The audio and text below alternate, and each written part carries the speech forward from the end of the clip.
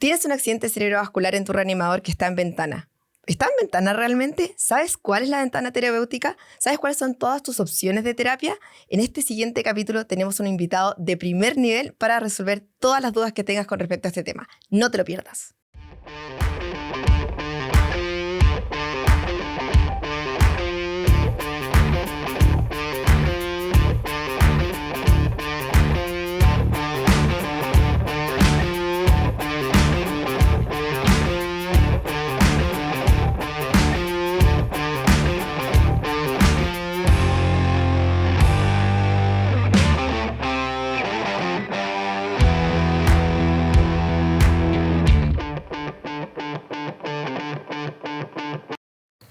Bienvenidos a un nuevo capítulo de Código de Urgencias, el podcast que te ayuda a que tus pacientes tengan mejores resultados y tú puedas trabajar con más confianza y seguro. Soy la primera, Carito. Bienvenido a este nuevo capítulo de Código de Urgencia. Carito, segunda temporada. Segunda temporada. Con muchas novedades. Muchas novedades, muchas cosas buenas. Inscríbanse en la página que siempre le decimos para que les llegue el newsletter. newsletter. ¿Cuál es la página, Carito? ¿No? www.códigourgencia.com. Una vez dije CL y Nico casi me mata. .com. Y ¿qué van a recibir si es que se inscriben? Si se inscriben van a recibir un newsletter todas las semanas con toda la evidencia que respalda los capítulos que estamos tirando semana a semana y además el PDF de Medicina de Urgencia de la Universidad. El libro. Sí, pero que está disponible en la página. Es un libro en PDF. Así que está buenísimo para que se vayan inscribiendo. Gratuito. A los que no están inscritos. Gratuito. Dicho eso, hoy día tenemos un capítulo de lujo porque tenemos un invitado también muy especial. Nos acompaña hoy día Diego Gutiérrez, él es neurólogo que hizo también un perfeccionamiento y un fellowship en neurología vascular. Actualmente es docente del programa de neurología de la Universidad Católica y nos acompaña aquí a este espacio. Así que, Diego, bienvenido a este espacio. Muchas gracias por la invitación. Oye, podríamos contar cómo nació esta invitación que fue chistoso porque nos encontramos con el Diego. Bueno, lo que pasa es que hicimos como la beca, él hizo neurología. Empezó a hacer neurología antes que yo entrara a urgencia. Entonces nos topábamos ahí con los pacientes. ¿Pero se conocían de antes? Sí, pues o sea, sí. En la clínica, en el hospital, ¿cachai? En Marcoleta. Ah, ya. Pero entonces, no en la USACH. No. Porque mi amigo trae todos los USAChinos para acá. No, hicimos pues nos encontramos cuando estábamos haciendo el posgrado. Y estos 6 años que nos fuimos a Temuco y nos volvimos a encontrar en una cafetería. O sea, ahí el Diego me dice, Nico, ¿cómo está ahí la cuestión? Oye, he visto tu podcast. Así nació. Y me dice, oye, está buenísimo. Así que cuando queráis traer un invitado neurólogo, invítame. Y yo dije, agarré papá al tiro. Así que acá estamos. Aprovechaste la estancia. Sí, así que no, genial. Oye, antes de partir, siempre le preguntamos a los invitados que nos cuenten por qué, Diego, te encantó el mundo de la neurología, por qué te quisiste dedicar a eso y en qué momento decidiste específicamente dedicarte a la neurología vascular. Sí, yo creo que estaba en cuarto de medicina y la clase de ACV me fascinó. Fue muy entretenida. ¿Cuarto de medicina? ¿No? Sí, cuarto de medicina, en neuro. Una guagua, baby Diego. Chuta, me gustó mucho cómo fue planteada la clase. El punto de vista como del desafío diagnóstico, los dilemas fisiopatológicos, la integración con las imágenes, la capacidad para tener, digamos, la semiología muy presente a la hora de diagnosticar rápido un paciente y los tratamientos que están en ese momento, que no hace tanto tiempo, tanto químicos como mecánicos que estaban en desarrollo, así que lo encontré muy ágil y muy complejo al mismo tiempo, así que desde ese momento me gustó y ya quería ser neurólogo y ya en la beca confirmé lo que más me gustaba, que es la parte, la enfermedad cerebrovascular. Sí, oye, yo siempre he admirado como que uno en la urgencia tiene contacto con varios especialistas. Sí. Pero yo encuentro que como que hay ciertas habilidades o cierta expertise que tienen algunos especialistas versus otros. ¿Cachai? Los cirujanos tienen una expertise, los neurólogos tienen otra. Lo que es especial, que siempre he reconocido a los neurólogos, que son muy, pero muy, digamos, precisos como para poder analizar al paciente, plantear un diagnóstico sindromático y después de eso plantear como qué lesión. Entonces hacen mucho razonamiento clínico con lo que ven y tienen que ser muy capos en examinar al paciente. Y en la anamnesis, igual me impresionó, uno hace la diferencia, y estoy súper de acuerdo contigo, Nico, cuando uno interroga al paciente, ya desde cuándo que no sé qué, y como que le preguntáis rápido, ¿cachai? Como estamos acostumbrados nosotros a hacer todo más rápido y siempre pensando, tiempo de cerebro, tengo que llamar al especialista que va a venir a hacer un buen examen físico de esta situación y poder identificar dónde tiene las lesiones y si tiene que ir a escanear al tiro o qué sé yo. Y después escucháis al neurólogo interrogar, sí, no, de repente, como es distinto, ¿cachai? Es muy Es otro distinto, enfrentamiento, sí, o de repente es como, no, es que es sorda, y el neurólogo, ¿dónde? Y como que le grita, ¿cachai? O no, en verdad, una maniobra dolorosa, en verdad dolorosa, es como que le ponen en verdad empeño, así. Sí. No, y le sacan el jugo al examen físico. Destacable. Sí, es muy, muy destacable. Así que no, eso es una de las habilidades del neurólogo. Así que, no, feliz. Hoy día específicamente vamos a hablar de, justamente, de accidente vascular, que es un temazo para todos los que trabajan en la urgencia, porque además el tiempo es cerebro. Exactamente. Y la idea es que la gente sepa qué hacer cuando tengamos estas ventanas de reperfusión. Y para hacer algo distinto, lo que habíamos conversado con Diego era que íbamos a hacer como ciertos casos clínicos. Exacto, para hacerlo más dinámico y no tan... Claro, porque no esto... como una clase. No, pues no es una clase, entonces la idea es que ustedes ponernos en escenarios reales, ¿cachai? 100% reales. Casos reales, pacientes reales. Como si fuera una serie de televisión. Sí. Ya, y la cuestión es que... ¿por qué? Porque en ese momento van a poder surgir las dudas y que queremos ver cómo razona y que nos entregue un poco esa experiencia que tiene Diego. Eso. Así que, ¿qué te parece, Carito, partir con el primer casito? Me parece perfecto. ¿Estás preparado, Diego? Sí, vamos que vamos. Bueno, caso clínico número 1. Personal prehospitalario llama por una paciente femenina de 70 años que se encuentra con un déficit motor agudo, ¿ya? Describen por teléfono que está afásica, con una hemipalesia facio-brachiocrural derecha, con desviación de mirada izquierda. Tiempo posible, la última vez vista bien, hace 4 horas. Un RACE score de 7. ¿Dónde debería ir esta paciente al ingreso a la urgencia? ¿Directo al reanimador o directo a un escáner? ¿Y en qué lesiones estarías pensando tú como neurólogo vascular? Esa es la primera pregunta. Eso. Bien, entonces, bueno, primero suena como una ACV, ¿cierto? Cierto. Ahí, sí.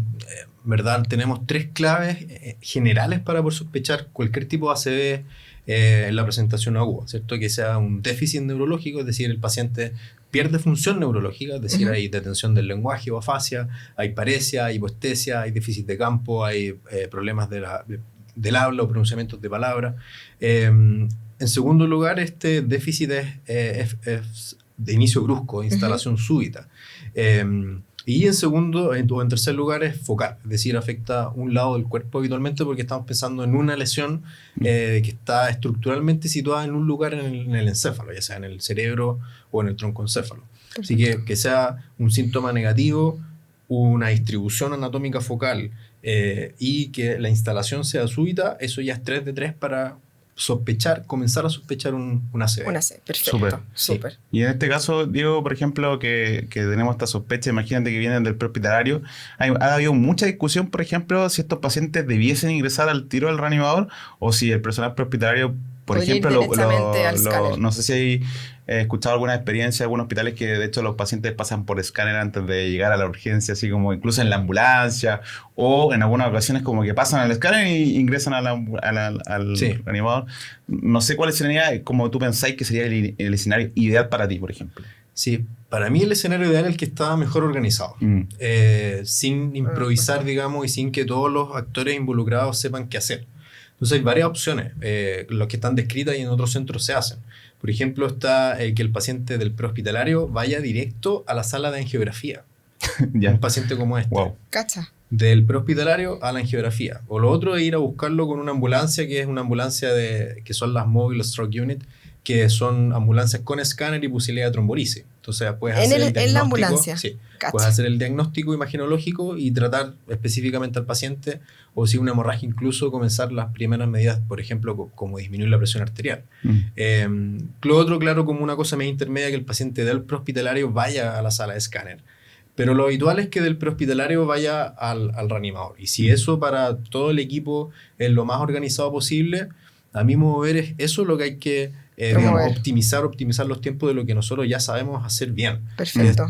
Que es atajar al paciente en el reanimador.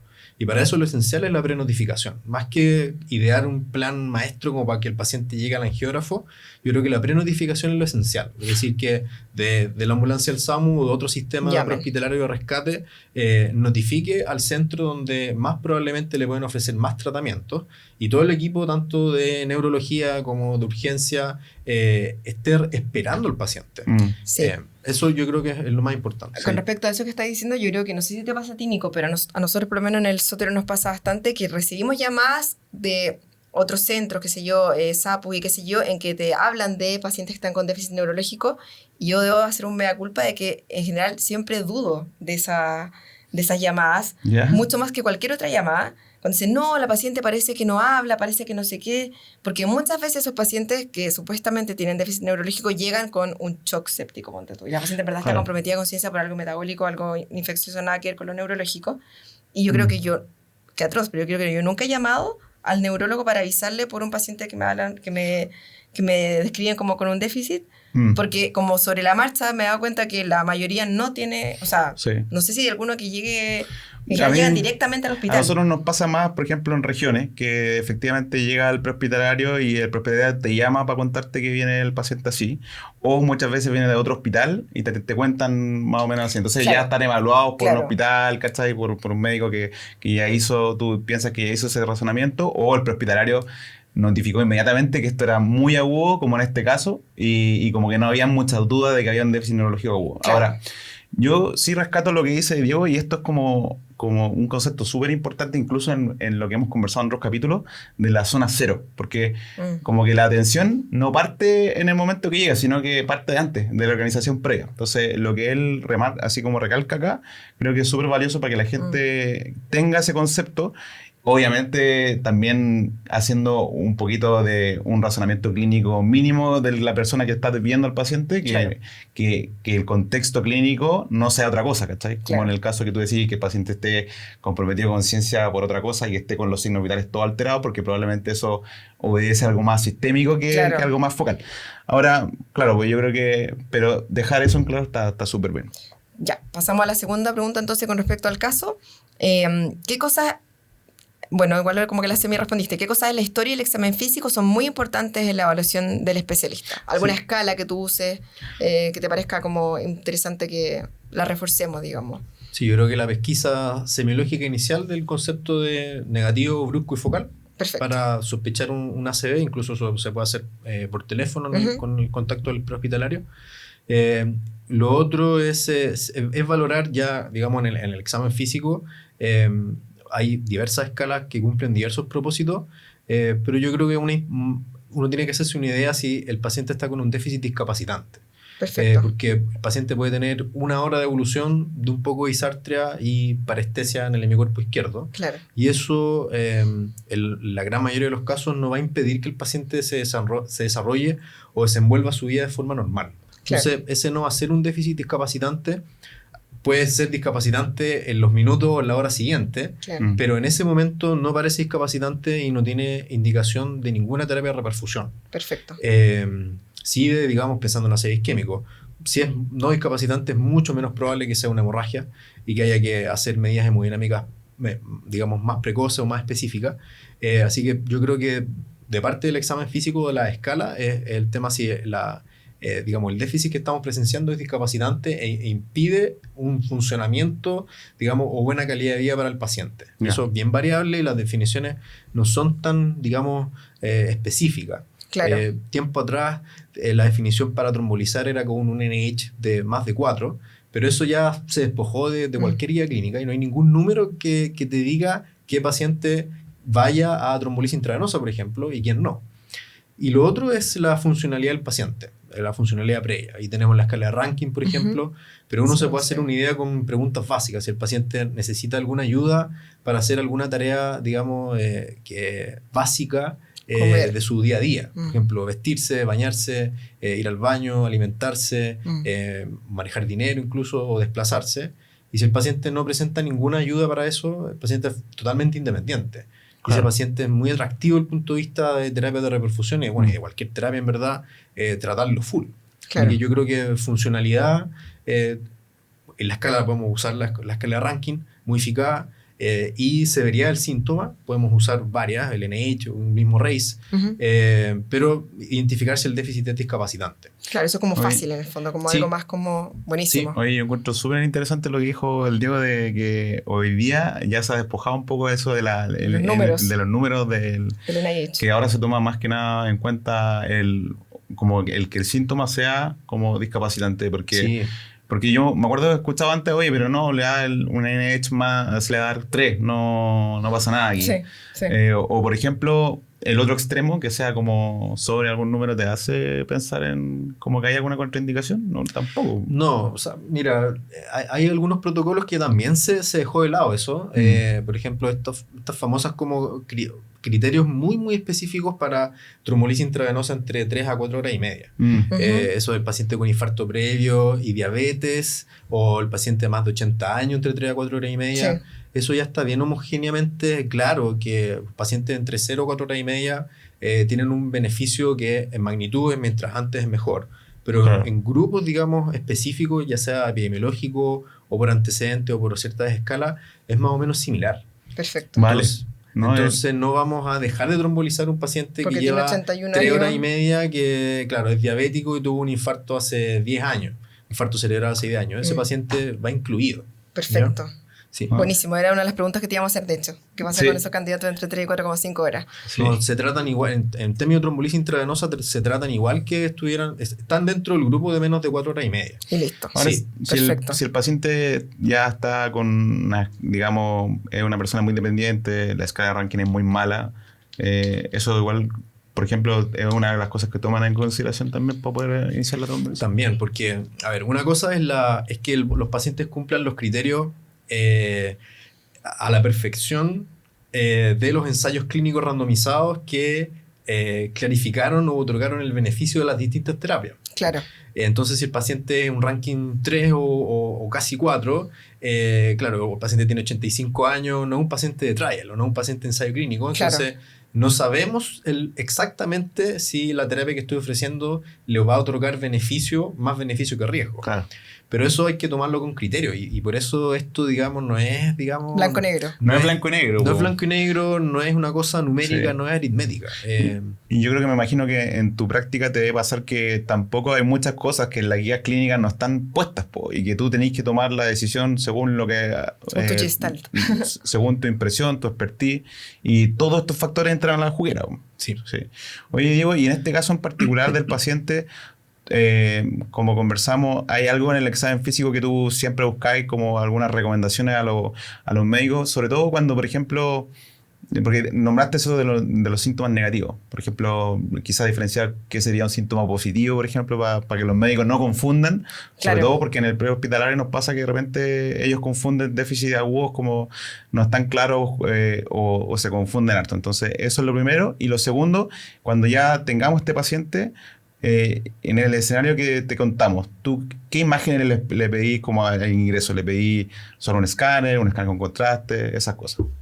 Sí, bueno, la diferencia semiológica entre síntomas negativos y positivos, negativos cuando hay pérdida de función, y los positivos, claro, son cuando hay ganancia, comillas ganancia de función, es decir, cuando el paciente ve, digamos, tiene fotopsia o visión de luces, de color, etcétera, y eso, el diagnóstico diferencial es amplio, migraña, crisis epiléptica, etcétera, o cuando hay clonías, por ejemplo. Claro. Hay ganancia, comillas, de función motora. Perfecto.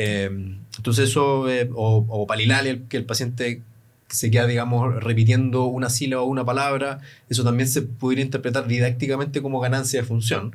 Y eso también nos aleja de forma significativa la posibilidad de una CVI, y probablemente el problema clínico sea más de origen comicial, algo más bien epiléptico. Súper. ¿Ya? Y estos pacientes que están, comillas, en ventana, yo tengo mucho conflicto con ese concepto.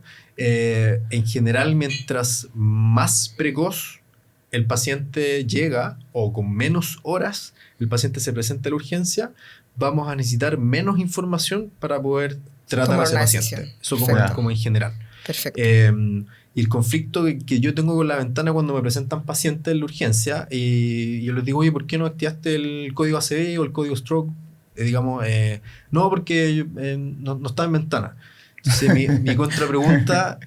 ¿Cuánto es la ventana para ti? ¿Y qué es ventana? ¿Qué ventana? Entonces, ¿Cuál de dos? Claro, hay ventanas para trombolisis intravenosa, Claro. y con las distintas herramientas tecnológicas hay ventanas hasta 9 horas o para déficit de despertar o incluso para déficit de inicio desconocido. Y lo mismo para terapia endovascular, de 0 a 6 horas, de 6 a 16, de 6 a 24 o de inicio derechamente desconocido. Entonces la ventana es demasiado variable y cada vez se ha agrandado más la ventana, es como un ventanal. Claro. Entonces, Yo creo que ese contexto está súper bueno porque en verdad la gente tiene pensado como 4 horas y media. No, ya no está en ventana. Claro. Y ese concepto hay que cambiar un poco el paradigma. Po. sí, incluso, o sea, en trombolisis y en trombectomía cada minuto cuenta, de hecho. O sea, si uno se ahorra un minuto en la presentación clínica en globo o de toda la métrica que tiene en el centro en la urgencia, sobre todo en la urgencia, son un par de días o incluso hasta 4 días extra de vida saludable y vida independiente que se le otorga al paciente. Entonces es potente, digamos, otorgar todas estas terapias lo antes posible. Claro. Así que en este paciente que creo que llega con 4 horas y media, lo que yo estoy sospechando es que tiene un síndrome de arteria cerebral media izquierda. Eso, digamos, por la clínica tú lo estás sospechando. Po, sí, ¿no? y hay algunas cosas clínicas que son bien evidentes que el paciente tiene un gran daño. Por ejemplo, que esté hemipléjico o que esté hemianóptico. Pero una de las que otorga harto, digamos, puntaje de que hay una zona, ya sea ¿Territorio grande? De hipoperfusión, importante es la desviación de mirada. ¿Ya? Y ahí la desviación de mirada para nosotros es que los ojos miran el trombo. Esa es la mnemotecnia. Y de hecho en escáner ayuda porque en escáner nosotros podemos ver la desviación de mirada y si uno está en problemas y se enreda con izquierda y derecha, basta ver los ojos, tener presente digamos la clínica del paciente, pero los ojos van a mirar al trombo. Buen dato. Buenísimo Oye, dato. Entonces un escáner pediríamos. Claro, entonces ahí depende de dónde esté uno y de nuevo depende de donde uno trabaje, qué tan, digamos, afiatado tenga los equipos, los protocolos, la conversación con los distintos, digamos, profesionales y no profesionales de donde uno está trabajando. Y la recomendación general es que todo paciente con síntomas neurológicos de este tipo, aunque sean transitorios o persistentes, tienen que ser evaluados con una imagen de parénquima y con una imagen de vasos de cerebro y cuello. Perfecto. Entonces, imagen de parénquima e imagen de arteria, y también de venas, pero una imagen parenquimatosa y otra imagen vascular. Perfecto. Así que lo que resulta más sencillo a la larga es taguear al paciente y en el mismo tubo pasarle contraste y hacer el angiotac. De hecho, así lo hacemos la mayoría de las veces. Nosotros hacemos el escáner y después el angiotac. Pero es súper bueno que recalcarlo acá porque no en todos los centros ocurre. Y como dice Diego, es súper importante que el centro se organice porque de partida, si es que esto nadie lo está pensando o nadie lo ha hecho, es algo que debiesen hacer por el bien del paciente. Sí. Claro, y en el fondo, ¿cuál es la utilidad en el fondo de hacer el escáner para ver el parénquima y aparte ver los vasos de manera aguda? ¿Por qué hacer las dos cosas y no solamente el escáner como sin contraste, que es lo clásico, para ver si es que hay hemorragia o no? Sí, o sea, te puede dar el diagnóstico. En las primeras horas un escáner de cerebro puede no tener ningún signo de isquemia o tenerlos pero ser de muy difícil visualización. Y para eso uno puede estar en una reunión clínica, ventanear bien, tranquilamente, tomándose un café y sí, tiene un aspects 8 y se te pasaron 2 puntos de cambios isquémicos temprano. Pero uno está con el paciente, uno está actualizando con el F5 el teclado, esperando que caiga la primera imagen. No es lo mismo. Claro. No es lo mismo. Con el paciente ahí, con la enfermera diciendo, doctor, le pasa el actilice. Es distinto con el día de la mañana. Entonces, si un déficit mayor, la visualización de los vasos intracraneanos ayuda mucho. Perfecto. Ayuda a ver un stop vascular y gatillar no solamente trombolisis intravenosa, que formalmente no necesitamos angiotac para ir a trombolisis intravenosa, pero gatilla la terapia que tiene mayor, digamos, costo-efectividad hoy en día, que es la terapia endovascular. Perfecto. Y lo otro, aunque estén los vasos abiertos, podemos ver algunos signos de oclusión muy distal y también dar el diagnóstico de esa forma. Y actualmente estamos desarrollando un protocolo de el mismo angiotac, pero que el paciente se adquiera la imagen en el escáner con 10 segundos de diferencia con la inyección del contraste, y luego una segunda y tercera fase más o menos en ese intervalo. Y eso se llama angiotac multifásico y permite ver el estado de colaterales en el encéfalo. Perfecto. Y además permite ver algunos signos sutiles de oclusión distal que se te van a pasar, y que te pueden resolver el diagnóstico ahí mismo de un paciente que está confuso y que en verdad tiene un infarto de ACP con una oclusión muy distal en P3 derecho, o un paciente que está afásico y no sabéis si el paciente está de nuevo confuso, o fásico porque tuvo una crisis epiléptica, porque está cursando una migraña con aura, raro. Así que te otorga, digamos, más sensibilidad y especificidad para el diagnóstico positivo de una ACV. Y claro, eso se podría hacer con un escáner de tercera generación sin problema, digamos. Sí. Es un protocolo, qué buena. Solo es un protocolo que tiene que ver con lo que tú dijiste, el tema de los segundos que va inyectando. Sí, pero de nuevo bien conversado con el equipo de rayos, con los tecnólogos, y todo un trabajo. Y un neurólogo que sepa interpretar también eso, porque claro, suena súper lindo, pero para nosotros no. No, o sea, me refiero a que claro, todo esto es como acompañado en equipo de neurólogo que esté trabajando. Pero igual es interesante decirlo, porque en el fondo es en el fondo optimizar la herramienta que probablemente los hospitales de alta complejidad tienen, ¿cachai? Y en tercer lugar, yo creo que es ver los vasos de cuello. En el caso del ACV isquémico, el angiotac nos permite, además de ver oclusión vascular proximal y gatillar tratamiento de alta efectividad, en algunos casos hacer el diagnóstico diferencial rápido, con oclusiones más distales. Lo tercero es ver la etiología. Y esto en paralelo a los dos puntos anteriores. Claro. Sobre todo para la aterosclerosis, digamos, de carótida extracraniana, pero también de la circulación posterior. Entonces ahí ya tenemos la etiología.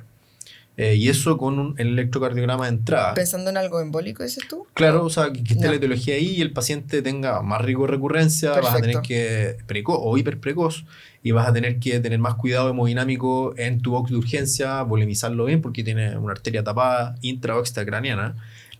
Y digamos el track para ese paciente se abre con una multitud de terapias posibles. Perfecto. Entonces el angiotac otorga información rápida, bastante confiable y de forma bastante segura. Perfecto. Y eso para síntomas, para pacientes que vienen en ventana o en ventanal, y también para pacientes que están como fuera de lo que uno le puede ofrecer en el centro, porque siempre el paciente es susceptible de traslado. Y también para pacientes que tienen síntomas transitorios y para pacientes que tienen síntomas no discapacitantes. Es decir, acá, digamos, la atención del ACV isquémico, digamos, no es la única posibilidad de la terapia de reperfusión. También un paciente que tiene un TIA, por ejemplo, pero tiene una carótida crítica con un trombo intraluminal flotante. Ese paciente hay que anticoagularlo probablemente, antiagregarlo con carga, y en las siguientes 48 horas ese paciente tiene que estar en un pabellón de endarterectomía. Claro. Ese paciente porque como tuvo solamente un síntoma transitorio, solo se va de un TAC sin contraste, no lograría ubicar esto. Hace la media completa en los siguientes 2 días. Sí, y ahí tendría como una repercusión mucho peor en el paciente si es que no se actúa. Sí, así que siempre imagen de parénquima con imagen vascular. No, me encantó ese concepto. Sí. No, mira, que qué buen invitado. Sí, lo otro que me gustó, y creo que lo voy a empezar a decir a los chicos allá, ventanal. Ventanal. Me gusta ese concepto. Me gustó a mí también. Porque es para cambiar un poco el tema que, claro, cuando decían ventana, te tienden a pensar en las 3 horas. Sí, esto tiene que traspasar a los protocolos de stroke y de ACV que hay en los hospitales, porque finalmente cuando uno llega como médico general a un hospital, te ciñes a los protocolos locales, ¿cachai? Claro. Y la mayoría de los protocolos locales siguen hablando a las 4,5 horas. Yo creo que esto hay que como difundirlo en el fondo para que los protocolos locales empiecen a pensar que hay ventanal para el cerebro. Sí. No. Oye, Diego, y por ejemplo, ya supongamos en este caso, el paciente, por ejemplo, llega a tu centro, se hace el escáner sin contraste, rápidamente tú ves que no hay sangre con toda esta clínica, ya estáis pensando en el angiotac, pero ustedes están haciendo la terapia ahí de la trombolisis en el escáner actualmente. Sí.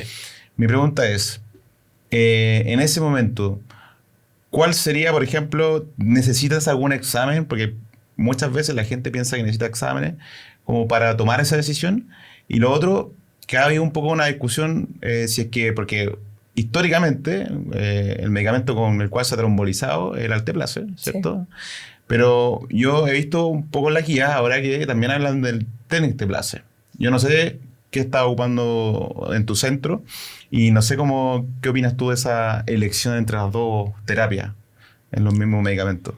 Sí, mira, el dónde trombolizar, de nuevo, depende de dónde uno está. Si todo el equipo de tecnólogo, enfermera, TENS, transporte, neurólogo, etcétera, se siente cómodo trombolizando en el mismo escáner, bienvenido sea porque ahorra minutos. el angiotac uno lo piensa como un examen demasiado sencillo, pero a veces tiene ciertas complejidades técnicas. Sobre todo el inyector del escáner, que a veces puede estar malo. Y la vía que se, digamos, o se trabajó el contraste, o la vía se acodó, chica, o muy chica, o hay que ponerle, ¿no? Entonces esos retrasos van sumando. Así que una forma, digamos, conveniente de hacerlo es obtener el sin contraste, revisarlo bien en la consola con el tecnólogo, y el paciente puede salir del escáner, no irse, digamos, de la pieza del escáner, sino que en el mismo tubo, y se puede trombolizar ahí mismo, y después el paciente vuelve al escáner y se hace la fase contrastada. Entonces, por una vía está pasando el alteplase, ya vamos a hablar por qué quizás es más conveniente algo en bolo y no con una infusión continua, y por la otra vía el contraste para el angiotac. Perfecto. Eso también es posible hacerlo. Perfecto. Lo otro es hacer el examen completo y subir al paciente al REA de nuevo y trombolizarlo ahí.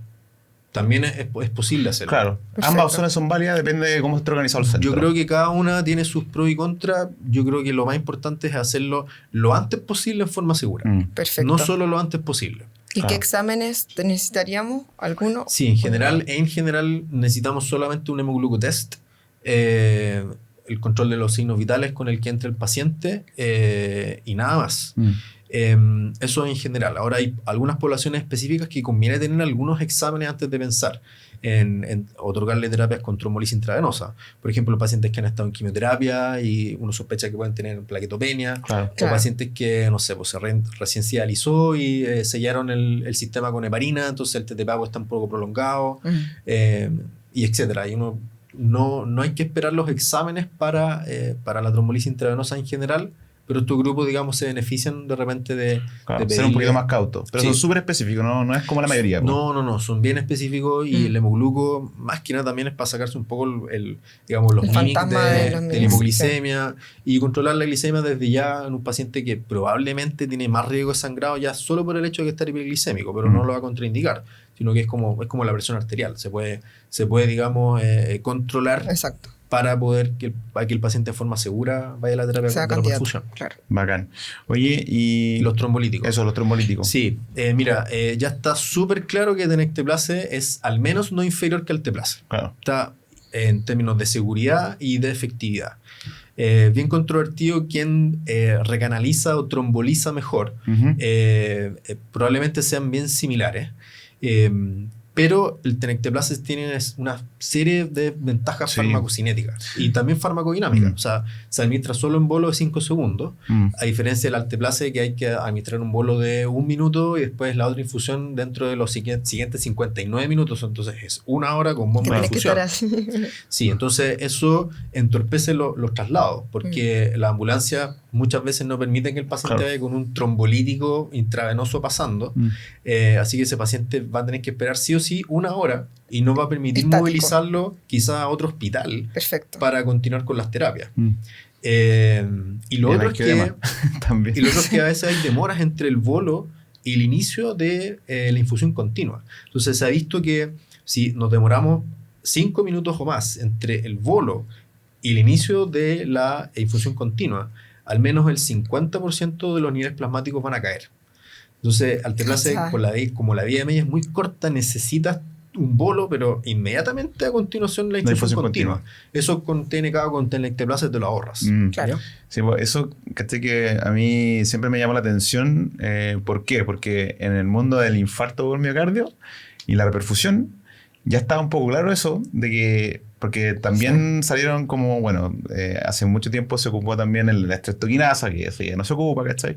Pero después tenía los fibrinos específicos, que son, digamos, el tenecteplase. Y hoy en día yo creo que todo el mundo en el infarto, cuando tenemos que trombolizar, prefiere el tenecteplase justamente por el tema del bolo, que es mucho más cómodo, ¿cachai? Es mucho más cómodo y te ahorras lo que tú decías. Entonces, está buenísimo. Yo no sé si, por ejemplo, en los centros están cambiando un poco eso, o ahora tú estás, por ejemplo, en tu centro estás ocupando tenecteplase. Sí, no, todavía en Marcoleta todavía no, pero hay países o provincias de países completas que están cambiando. Donde yo me formé hasta el año pasado en Calgary, en Canadá, ya la provincia de Alberta ya había cambiado completamente a tenecteplase, y lo mismo en algunas provincias de Australia. Y recientemente la FDA lo aprobó para el uso de infarto cerebral. No, Eso como buenísimo. hace 2 días, una cosa así. ¿En serio? Sí. O sea, recién salió del horno. Sí. Noticia de último. Vamos a tirar el programa mañana, así que esténlo bien. Claro, para que la Para tirar gente... la noticia Eso. aquí en Código Urgencia. Break news. Sí, no, está bueno que la gente vaya probando.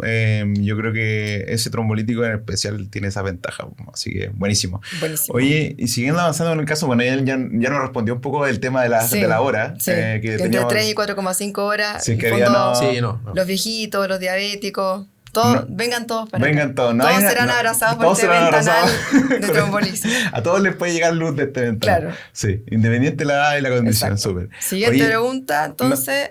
Ahora, avanzando en el caso, supongamos que este paciente entonces tiene una EGTAC que tiene tapada una cerebral media proximal. ¿Qué está pensando el neurólogo vascular acá? ¿Qué consideraciones tú le pides al personal terapéutico que tenga en consideración, como digamos en el manejo previo, antes de que se haga otra terapia, por ejemplo? Sí, ahí, bueno, acerca de las contraindicaciones, no he hablado mucho de las contraindicaciones en específico, pero lo más importante es que por supuesto que no haya una hemorragia en el encéfalo o que el paciente haya tenido hemorragias cerebrales previas.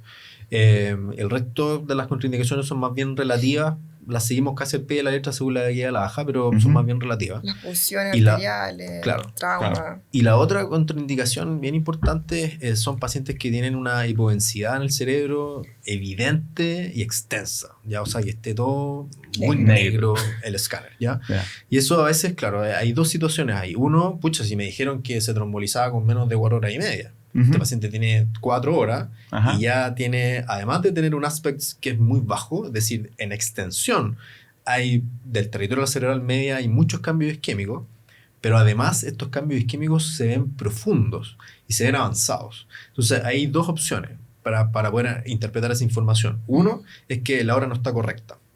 Yeah. Y dos, que el paciente sea un reclutador rápido. Y eso tú también lo puedes ir a verificar en el estado colaterales.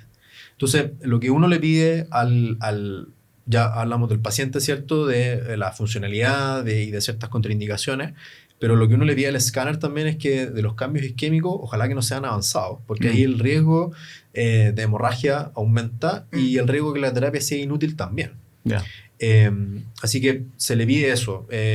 Y de momento, cuando diagnosticamos eso, si el paciente, digamos, es buen candidato para trombolisis intravenosa, el paso que viene en forma inmediata es la terapia endovascular. Acá la terapia endovascular no es de rescate de la trombolisis intravenosa y no se indica cuando constatamos la falla, sino que actualmente lo que se hace es indicar esas dos terapias en simultáneo y muchas veces se hacen en simultáneo. Y de momento el paciente en ese periodo en que se activa, digamos, el pabellón, se habla con la enfermera del pabellón de angio, se habla con el endovascular y se genera la indicación. Ese paciente que si tiene indicación de trombolisis puede que no la tenga, pero si la tiene y está esperando el pabellón, ahí es súper importante las medidas hemodinámicas. Perfecto. De hecho, hay algunos pacientes que comienzan a mejorar solamente por la posición en cero que pueden tener, digamos, en la camilla. Yo he visto eso. ¿Ya? Yo he visto pacientes que yo no creía en la cuestión, pónganlo en 30 grados. Pero en verdad he visto pacientes que hacen déficit solamente por sentarse un poco y que lo pierden después de que se acuestan. Sí, hoy en día se recomienda más la posición... Sí, mira, hay algunos estudios, pero en general lo que hay que evaluar es como el riesgo de que esa maniobra genere mejor perfusión cerebral y eventual beneficio clínico y hemodinámico versus el riesgo de deterioro, sobre todo compromiso de vía aérea o aspiración. Sí. Entonces, si un paciente que está muy dormido, ya con muy mal manejo de secreciones de vía aérea, probablemente sea conveniente mantenerlo en 30, 15, 45, alguna cosa así. En cambio, es un paciente que está bien despierto y que tú misma viste que mejoró cuando la camilla de la ambulancia lo trae casi en 90 grados. Claro. Y con mascarilla de oxígeno. Y lo acostamos, quizás no al tiro a 0, pero a 15 y más ratito a 0, y ese paciente comienza a mejorar. Hay un componente hemodinámico ahí que hay que cuidar. Y eso es volemización, reposo, no alimentar y estar encima del paciente y esperar. Sí. Yo creo que lo importante acá también es recalcar, que me gustaría que el mensaje le quede a la audiencia, es que estas terapias son en paralelo, como dijo Diego, porque antes yo he visto gente que dice, no, pero es que esto es patrón-vectomía, no es patrón-bolisis, tienen ese error conceptual, ¿cachai? Sí, o sea, puede ser, pero no la contraindica, ¿cachai? O sea, como que puede ser paralelo, no es siempre en el fondo, ¿cachai? Y lo otro es como el tema hemodinámico, tú te refieres como al tema de las presiones, quizás. Claro, entonces ahí lo de las presiones para la trombolisis intravenosa está bien protocolizado, 185, 105, cosas de ese tipo, pero de todas formas igual va a depender. O sea, tampoco es la idea que si el paciente está en 190 y tiene una M1 tapada y por las ansias de llegar al 185. De llegar al 185, el paciente te pasa a una sistólica de 115. Claro. Ese paciente va a reclutar más infarto. Entonces, con eso hay que ser criterioso, cauto y tomar la presión más seguido y a veces amarrarse un poco las manos con el labetalol o con el urapilo o lo que tengáis.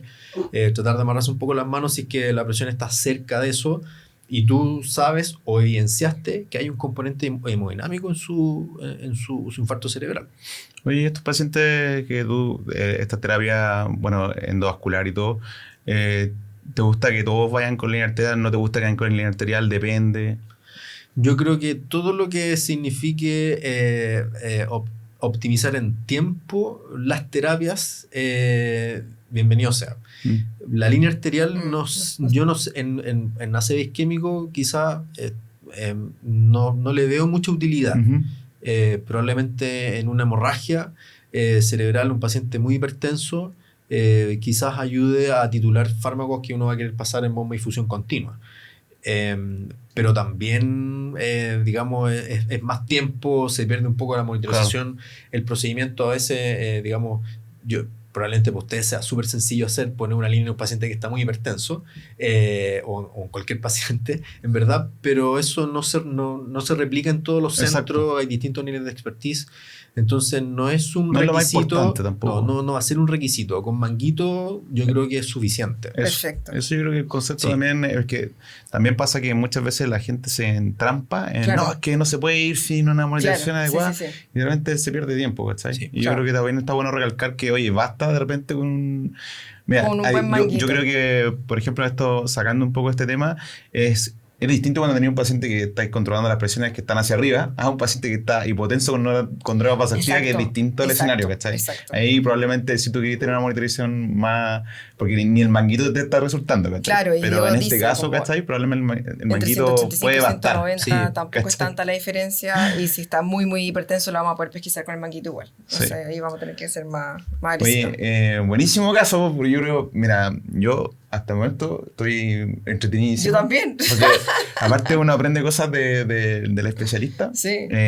Y cosas nuevas, ¿cachai? Muchas papitas. Muchas papitas que yo recomendaría que lo vieran incluso los urgenciólogos. Sí, yo también. Incluso los urgenciólogos, ¿no? Porque generalmente nuestro público objetivo no son especialistas en nuestra especialidad. No creáis, no creáis. Hay harto urgenciólogo que se acerca a decirme que lo es. Sí, incluso posturno. Sí. O sea, estando posturno, eso es. Sí. Oye,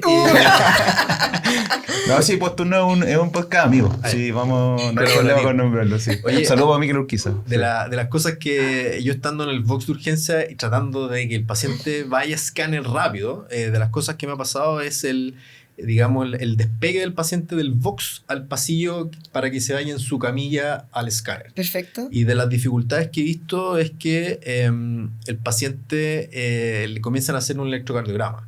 Yo creo que está súper bien, pero probablemente no sea el mejor momento antes del escáner. Quizás inmediatamente llegando después del escáner, o si el paciente de verdad tiene pinta, digamos, de tener algo coronario o aórtico, bienvenido sea hacerlo antes. Porque en tiempo. Es un buen punto. Claro, o sea, si se puede hacer muy, muy rápido, quizás sea buena idea. Pero a veces, digamos, yo he visto que se hace con cierta lentitud o con concepto, digamos, como que no está... Con cierta pausa. No está todo el equipo sintonizado con la velocidad que merecen las acciones en ese momento para ese paciente. Entonces, yo creo que sí hay que hacerlo. Y hemos visto, digamos, a cada rato casos de pacientes que 2 días antes comenzaron con una epigastralgia o con un malestar precordial. Y claro, 48 horas después hicieron el trombo, digamos, intraventricular. Y viajó ya y... Sí. Entonces, claro, y entonces ahí está contraindicado la trombolisis intravenosa por riesgo digamos, complicaciones mecánicas del ventrículo, etcétera. Entonces, digamos, vale la pena siempre igual tener en mente hacer el electrocardiograma muy pronto, muy pronto. Ahora, si eso va a significar de verdad 5 minutos en ponerle los electrodos, o alguien que esté, no sé, en práctica en ese momento, Claro. Por favor, no. Please don't. Por favor, no. Facilitemos que llegue pronto al escáner. Yo creo que eso también está bueno, porque un buen punto. yo siempre pienso, imagínense en esto que fuera su papá, su mamá, la que está ahí. Usted no quiere que llegue... No quiere perder ni un minuto. No quiere perder ni un minuto aquí. Exacto. Entonces, aquí el concepto de hoy, oiga, volemos, pero con las cosas más importantes prioricemos, ¿cierto? Y la otra forma de volar, como decís tú, es que se ocupe la misma camilla con la que viene en la ambulancia. Es decir, no cambiar de camilla, eso también acelera todo. Sí. Hay un mensaje para los de SAMU, porque muchas veces a ellos no les gusta ir a escalar. No yo lo entiendo, pero es que en este caso, y yo siempre lo he discutido con la gente, nosotros también lo hemos discutido. Claro, que sí es importante que no se pierda, porque ese solo paso de camilla son hartos minutos, ¿sabes? ¿Y por qué? Porque pueden pasar además el control, son los riesgos que tiene de pasar camilla. Pierden la vía a veces. Entonces, en ese tema yo creo que también está bueno que de repente nos pongamos una varita en el corazón y pasemos por escáner y después volvamos y fin. Ahí podemos dejar la camilla definitiva. ¿Para qué vamos a cambiar 4 veces la camilla? Si podemos cambiarla 2. Está bueno ese dato también. ¿Qué otra cosita has observado? ¿Está bueno? No, sí. Ya dejamos. No, yo creo que la prenotificación... la notificación que es también... O no, la prenotificación desde el hospitalario. Desde el hospitalario, sí. Eso, el tema de tratar de usar la misma camilla y tratar de ponerse de acuerdo entre la distinta gente que trabaja en las diferentes partes del hospital. O sea, ¿vamos a trombolizar en el escáner, sí o no? Bueno, si no, por algún motivo del departamento de calidad de tu centro, que los procedimientos deben ser en la urgencia, bueno, lo hacemos muy rápido y hacemos el examen completo y vamos rápido de vuelta al REA. Ojalá en la misma camilla, digamos, que ocupamos en la ambulancia, etcétera. Cosas de ese tipo. No, buenísimo. Oye, vamos a ir ahora entonces a un caso 2, que va a ser un poquito distinto, que es un escenario también súper habitual que nos pasa, pero es para contrastar un poco algunas cosas de tiempo y una cosa de imágenes. Le vamos a contar entonces el caso a Diego.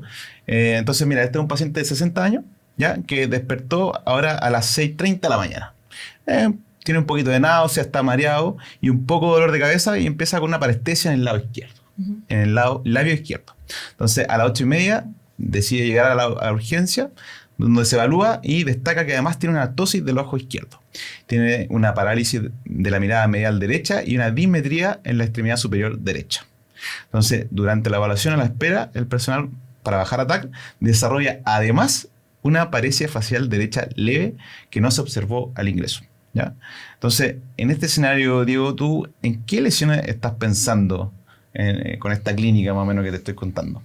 Sí, yo creo que uno debe pensar en un síndrome troncoencéfalo. Independiente para simplificar el problema, independiente de las combinaciones de problemas oculomotores o de presencia de signología de nervios craneanos, en una situación así, lo que uno tiene que pensar es en un evento cerebrovascular isquémico o hemorrágico localizado en el troncoencéfalo. En el troncoencéfalo mismo o, digamos, en el cerebelo con, digamos, cierto grado de compresión sobre el troncoencéfalo, pero sin duda ahí es donde vamos a localizar la lesión. Sí. ¿Te asusta un poco más este escenario en general? ¿Le voy a explicar por qué por qué en general los neurólogos, y bueno, y todos nosotros también nos asusta? ¿Por qué le tomáis más atención a este paciente? Porque el síntoma es muy inocente al principio. Entonces, probablemente toda esta cadena de cuidados que uno trata de hacer lo más rápido posible con el caso 1, que el caso 1 es evidente, en este caso probablemente no. Entonces, este paciente va a estar localizado en la geografía de la urgencia en un sector de menos complejidad y por lo tanto de menos expertise quizás de la gente que está trabajando ahí. Y van a pasar horas y el paciente va va a empeorar. Y si empeora además con ese... Tenemos con poco espacio. No, en el tronco ocurren cosas malas. Claro, entonces ahí uno piensa, digamos, con este déficit que va como escalonado, va sumando déficit. Uno es una aterotrombosis de la arteria basilar, o menos probable, porque la presentación clínica es igual con síntomas más bien leves al principio, era una hemorragia de tronco. Ujú. Pero probablemente vamos a ir pensando más bien en lo primero. Ya. Y el tronco es difícil de visualizar en el escáner. Está sujeto a mucho artefacto, sobre todo de óseo, por la base del cráneo. Así que ahí sí que no vamos a ver casi nada, así que es isquémico, excepto un signo. Que es el síndrome maligno. Sí. Sí. Vamos a ver una hiperdensidad delante del puente, probablemente, que nos va a señalar que hay una trombosis o una embolía de la arteria basilar. Que a veces no es tan sensible tampoco. Es Ya. más específico que sensible. Claro, si está es porque estamos hasta el cuello, Sí. pero si no está no Sí. quiere decir que no exista la lesión. Entonces ahí es esencial tener de nuevo la imagen vascular. Perfecto. Aquí, ¿alguna consideración con la imagen o más o menos las mismas que La conversamos? misma. Yo creo que la misma, conversamos. sí. Ya, Perfecto. perfecto, entonces no olvidar. Con eso deberíamos entonces, estar ok. Sí. Y, por ejemplo, si yo te Cambiando digo... el escenario. No, porque, por ejemplo, si te digo que en este caso, porque como te conté al principio, el paciente despertó a las 6:30. Vino solo, ¿cachai? Pero llega la familia y te dice que la última vez que lo vieron bien fue a las 10:30. Entonces, acá nuevamente nos metemos con el tema del tiempo. ¿Cómo tomamos el tiempo cero? El ventanal. Y este paciente tiene opciones de reperfusión, si es que lo vieron bien a las 10:30 en la noche. Sí, siempre que el déficit sea discapacitante, la imagen, digamos, de parénquima sea favorable, yo creo que sí, pues como concepto general. Perfecto. Súper. Y si, por ejemplo, vemos que en la imagen el paciente tiene lo que conversamos, tiene un accidente vascular Basilar. que compromete la basilar. ¿Qué opciones tenemos ahí, Diego? Sí, ya este escenario es más complejo, porque siempre se ha pensado que cuando se trata de la basilar, ciertos números o ciertas reglas como que los vamos a dejar más de lado que para la circulación anterior, que es lo que está más estudiado. Probablemente si el déficit es discapacitante y la basilar está ocluida, ese paciente va a ir a terapia endovascular si es que estamos en las primeras 24 horas. Ya. Y si es que no hay una pérdida grotesca de la viabilidad del troncoencéfalo.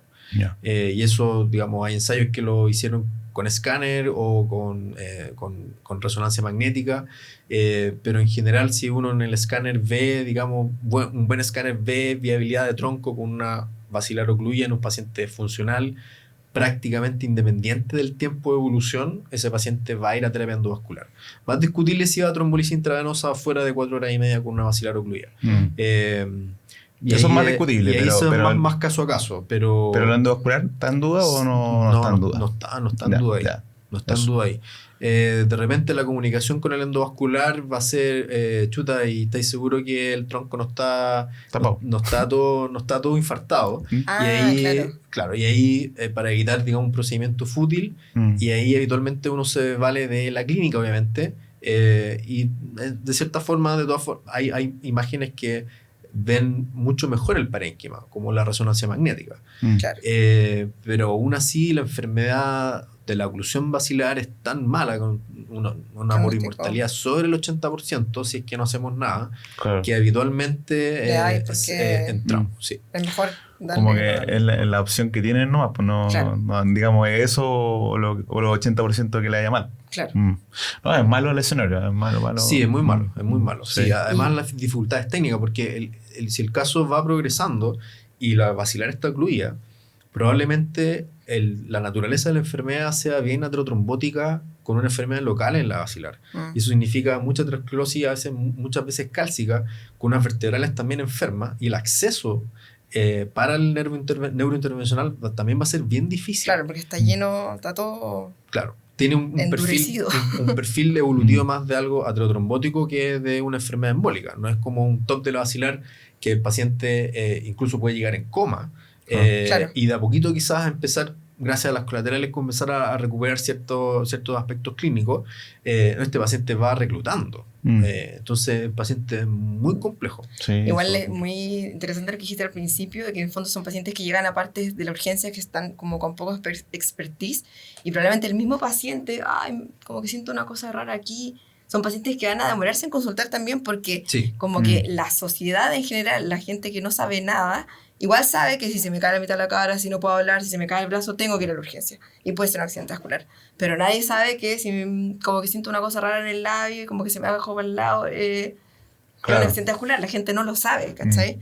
Y pueden sospechar cualquier otra cosa, pero probablemente también va a haber un retraso en la consulta porque la población no está familiarizada con que estos síntomas pueden ser un accidente vascular. Sí, de todas maneras. Sí, por eso es importante el tema de la educación y hay harta gente que se ha dedicado a un poco educar el tema a la población del tema de la sed. Yo creo que Cincinnati toda la gente ya lo sabe. Sí. Por lo menos en nuestra población. Oye, como sacando un poco de contexto, un poco del caso clínico, supongamos... porque muchas veces hay pacientes que llegan y uno no sabe muy bien cómo el tiempo en el que inició el déficit. Porque la verdad es que te lo traen y él no puede hablar, ¿cachai? Y la familia no sabe, no tiene muy claro cuándo lo vio la última vez, ¿cachai? Bien. O porque son cuando despiertan y nadie sabe lo que pasó la noche anterior.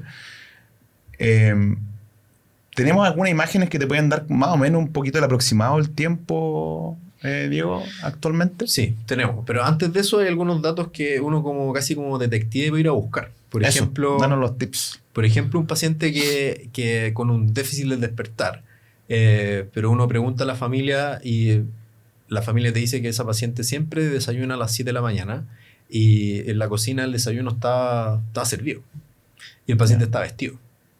Entonces ese paciente probablemente se levantó sin el déficit. Tú lo estás viendo ahora con una media completa. Es imposible que con una media completa el paciente se haya levantado, vestido, duchado, bueno, al revés, duchado, vestido y preparado el desayuno en la cocina. No calza la cosa. Entonces uno puede encontrar ciertas cosas que no van calzando y uno puede acortar el tiempo desde la última vez que fue visto bien. Y lo otro, ciertamente hay imágenes que nos ayudan con cierta precisión a evaluar cuánto rato ha pasado de la isquemia. Y en general, lo que se hace en resonancia magnética, que es la herramienta que uno puede usar para déficit de despertar, es construir un mismatch entre una de las dos secuencias de la resonancia magnética que son bien importantes. Uno es la difusión y el otro es el flare. Si hay lesiones isquémicas en difusión y estas no están representadas en el flare, muy probablemente el paciente tenga menos de 4 horas y media de evolución de su infarto cerebral.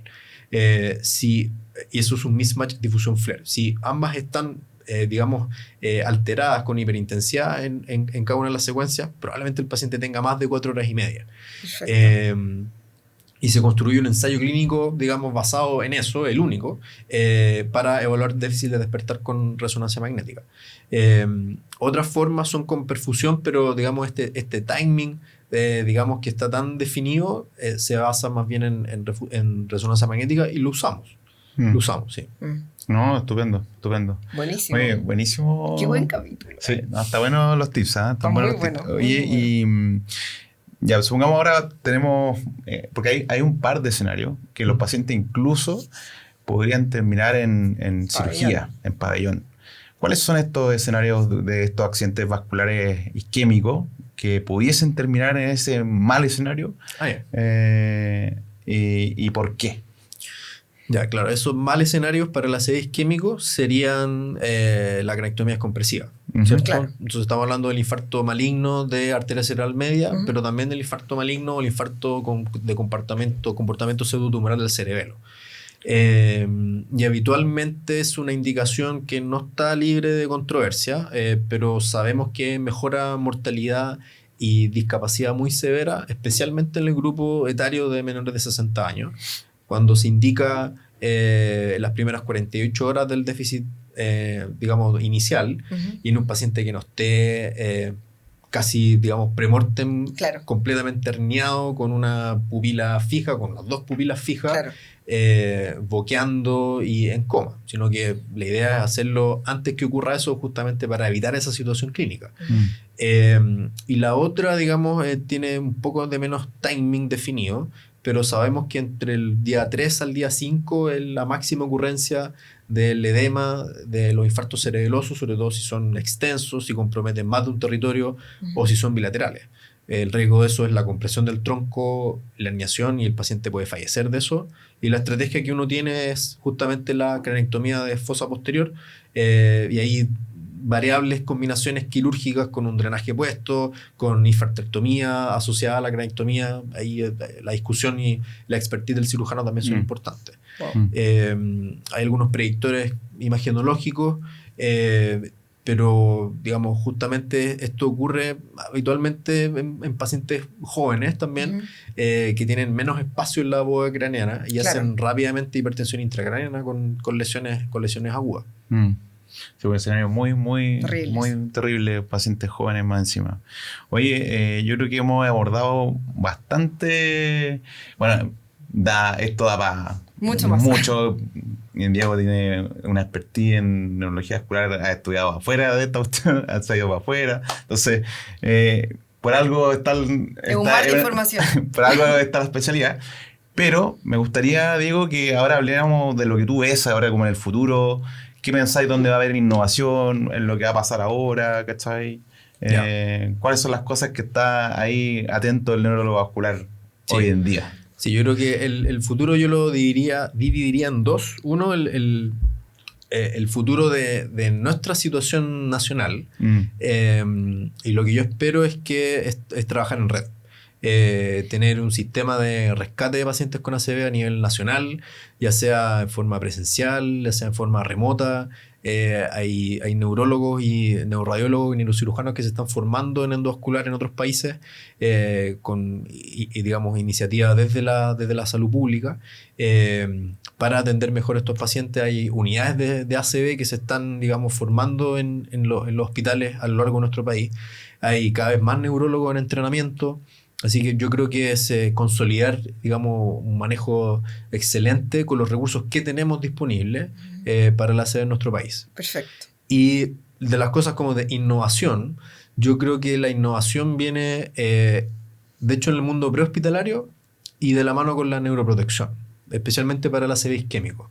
Es decir, tratar de diagnosticar con tecnología de punta en el sitio del suceso, si el paciente tiene o no un ACV isquémico y si tiene una arteria target ocluida o no, o si se trata de un ACV hemorrágico o se trata de una crisis epiléptica, una migraña o cualquier otro diferencial. Y para eso se puede acercar al paciente con una ambulancia medicalizada o no, con distintas tecnologías para poder hacer el diagnóstico precoz ahí mismo, y tratarlo con trombólítico, con otros medicamentos, incluso con neuroprotectores entregados, digamos, en el sitio donde el paciente se deteriora o donde comenzó la ACV. Un stay and play.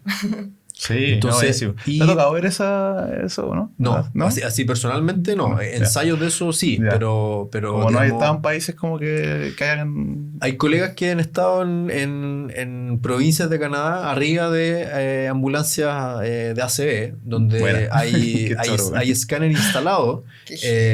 Hay a veces también Doppler para poder ver si hay alguna arteria ocluida, y se pueden administrar trombolíticos de fácil administración como el tenecteplase, manejo de presión arterial, todo hecho ahí, y después el paciente retornar o digamos acudir a la hospitalización en el centro ACV, que de hecho eso es lo que beneficia a todos los pacientes con ACV, porque esto de las terapias de reperfusión son aplicables cada vez a más pacientes, pero de todas formas es para un 10% de los ACV es para trombectomía mecánica, es para un 20% o 25% para los pacientes que son candidatos para trombolisis intravenosa, pero el 100% de los pacientes se beneficia de una unidad ACV, donde no solamente hayan neurólogos vasculares, como dices tú, sino que un equipo multidisciplinario donde se preocupa de las complicaciones neurológicas y complicaciones médicas que tienen estos pacientes. Claro, mejorando la mortalidad de esos pacientes y la funcionalidad. Sí. Entonces eso es lo clave. Entonces yo creo que el futuro va por consolidar eso a nivel nacional y claro,